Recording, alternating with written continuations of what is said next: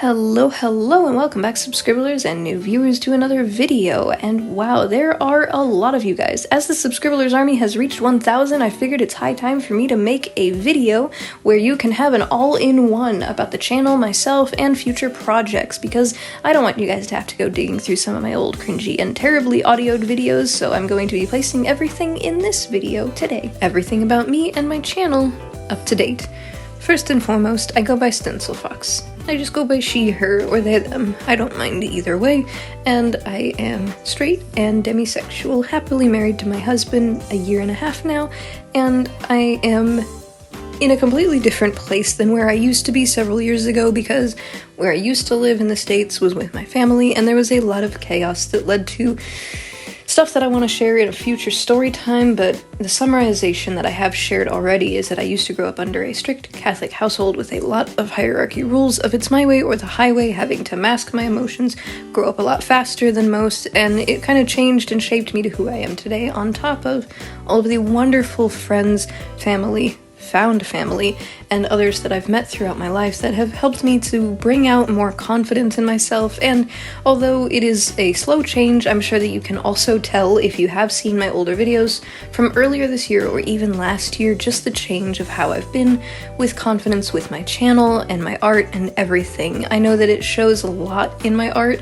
what kind of confidence that I have at the time, and there are some good days and some bad days, but overall I can say that I am so much more happier than what I was beforehand, from where I used to be to where I am now. This does also include the environment. Everything around me beforehand was just desert, so it was too hot to do anything outside. It was stressful and constantly having to bounce between work and college and family and all kinds of things that were overcrowding my schedule, and I wasn't able to take time for myself to actually do things that were good and beneficial for me on my own terms. And now that I'm able to, I can go for daily walks literally around the corner with the two little adorable chihuahuas that me and my husband have. And also just in general, if I want to take a break and play some video games, I can. If I have stuff that I need to take care of, it's on a schedule that works around me and my husband's time. And if I want to chat with friends, I'm able to do that now. It's not all overcrowded and overcomplicated, and it actually took me a while to realize that that was affecting a lot of my work.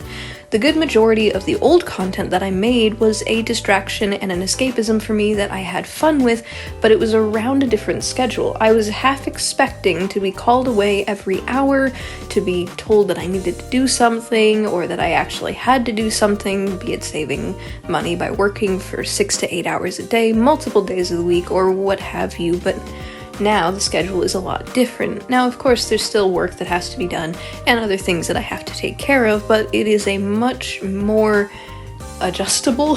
schedule, flexible and doable. That, and also I'm having so much more fun to be able to redo a lot of old projects that I've been putting on hiatus for a while now that I didn't have time to actually fully look back on. There's a lot of things that needed revisions, and also just in general personal goals that I was trying to meet that were having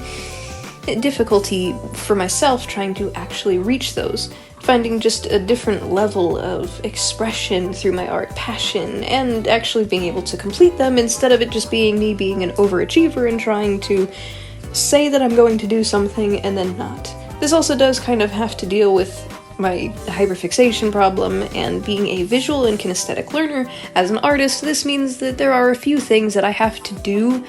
to know how to do. If someone tells me how to do something, like verbal instructions, I will forget. I need things written down. For an example, because I'm used to fast food and microwaved foods, when it came to the instructions of generally making something as simple as a nice chicken curry, I sometimes have to ask my husband twice in one cooking session on what ingredient order I'm supposed to make these things. This is how my artwork worked for the longest time, as I was trying to figure out the art programs of Procreate and other things that I was incorporating into it using brushes, texture, line weight, all that stuff. It was very difficult for me to kind of figure out what was comfortable for me versus what usually happens for most new time YouTubers, artists, anything in general that involves you learning something new, which is there are some things that people, after a short period of time, are kind of expected to know, but the information is not always freely out there with easy access to find. But nowadays, especially with the vast amount of videos that are out there online, I hope that some of my videos can add to the pool of information for those like myself when I first started out who didn't have that available, and I'm basically just doing that whole if it doesn't exist, I'm gonna make it myself and hope that it helps not only for myself, but for others out there who happen to stumble upon it. And I hope that this also isn't like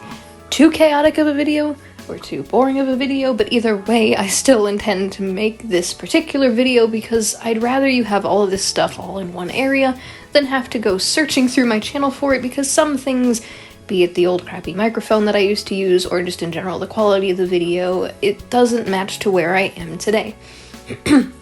Another thing that I also realized, which I don't know if anyone else has fun with these kinds of things, but I took one of those old 16 personality tests back in 2020 or earlier, and I ended up getting the results of an ENFJ-T, the protagonist, which at the time seemed really cool, and then last month or so, I retook the test, and it was an INFJ-T,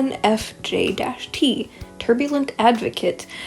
For those who want to deep dive into that, you can look that up, but basically the first things that stuck out to me was recently the reluctance to open up, perfectionistic, and avoiding the ordinary or prone to burnout, but having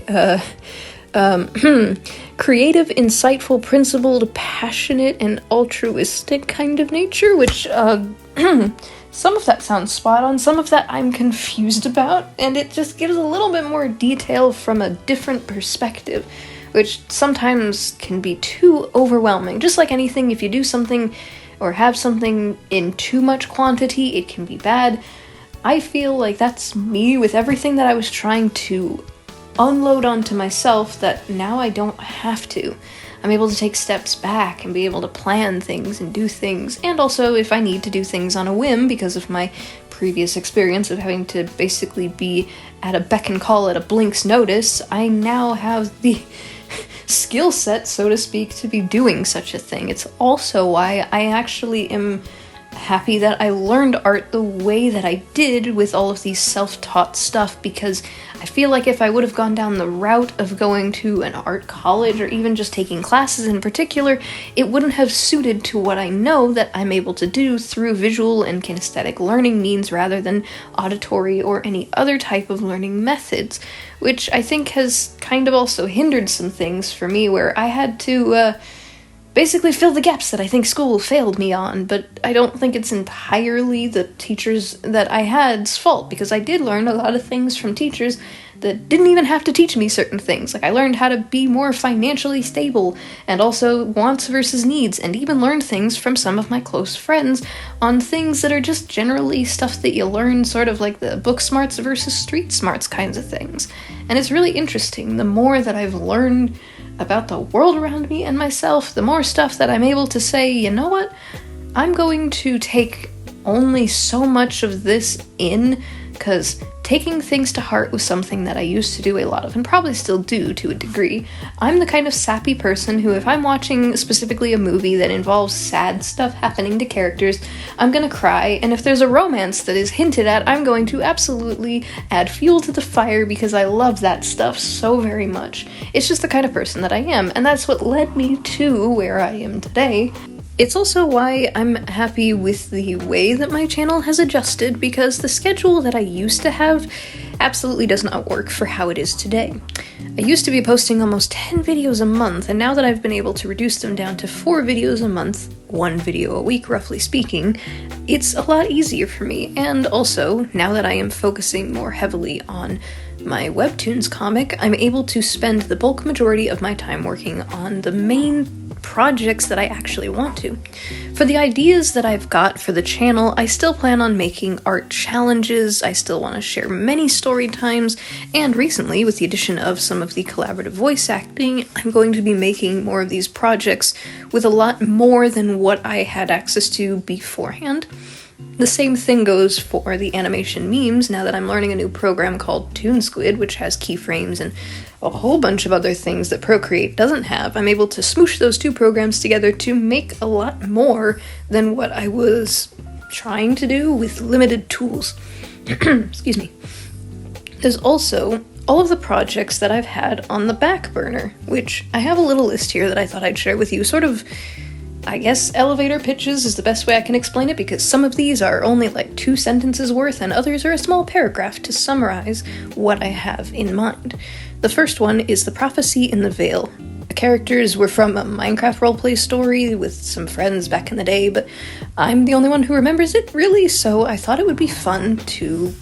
reignite the story. The idea is that these creatures called the Shin, which are dark voidly creatures that change shape, that are causing chaos on the surface, and they have to collect, which at the time was just basically a diamond, an emerald, and a gold block,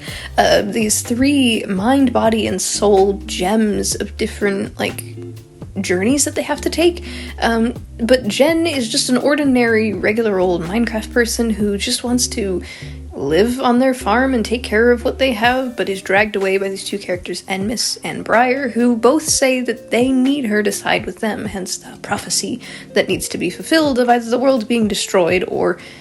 saved, depending on what she does, which neither of the sides can really forcibly just drag her with them. She has to be willing to join them, but of course they're going to try and convince her. But there's also like certain limitations. As these gems get found, there's certain traits that these gems, as the mind, body, and soul, that seem to give power to them, but there's technically a secret 4th one, but that's for story stuff that I'll expand upon when I get around to it. It's stuff like this that makes me feel so happy. It's just turning something from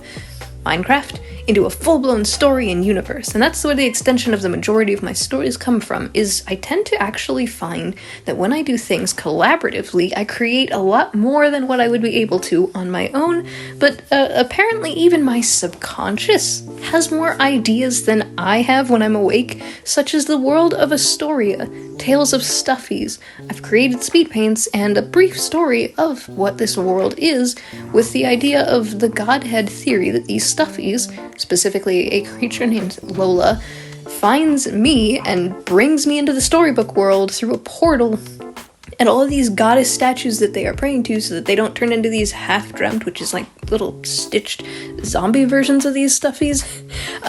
It's a really interesting idea that my brain concocted that I had to actually piece together and turn into this story that's still kind of a work in progress. Whether or not I turn these types of stories into just fun little illustrations or a full-blown comic in future is just kind of up to what I decide for them. For now, I'm at least writing them all down. Another one is actually one that has become a redraw every year speed paint, the story of Louvel, which is humans and anthropomorphics, with Nekos being a result of a constant generational war between the great-great-great-grandchildren, known as Zell and Cameron, fighting over the lands of Mugala and Nemoria, claiming that because of a lot of stuff that happened in the past that they owe them the land or they're going to kill them. And a third-party member named Serenity, who's a Neko, who's getting caught in the crossfire, tells them that they're going to wind up destroying both of them, and there will be nothing left by the time that they finally figure out this dispute that they've been battling for their great-great-grandparents' honors, and it was all because of a traitor and all kinds of things.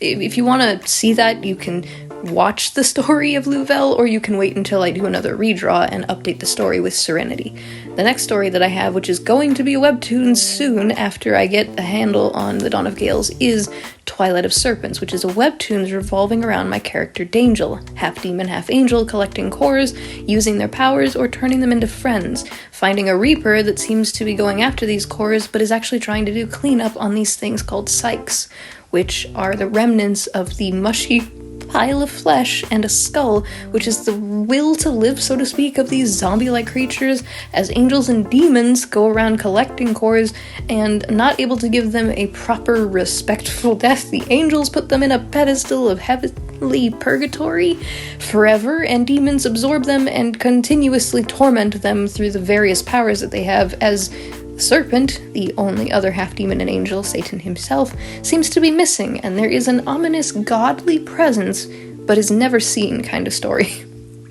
This is all basically wrapped around the idea that when I was younger, I was constantly having that whole, you're a demon child, and other things shoved down my throat through the religious stuff that just kind of spawned this idea of what I perceived as good and bad through angels and demons, but I won't delve too much into that. The next story that I have is just after the nightmares of Luxus, called The Domain of Luxus, which is its own thing. You can go check that out. I'm actually working on part 4 with the assistance of my friend Chibi Joe, who's voicing Luxus, and 2 new little additions called Bumble and Razzle, which are just something that I created for fun. Eclipse the Kingdoms is the next little fantasy story, which if you haven't seen Pumpkin's Revenge, those kinds of animatics, those are the characters for that story. They're just elemental anthropomorphics, kind of like warrior cats, but if they had magic and more than just cats. So it's just really weird stuff that I haven't figured out a full story for. The next one is super simple. Embers of Hope is between 2 characters, Mr. Colin and Miss Lily,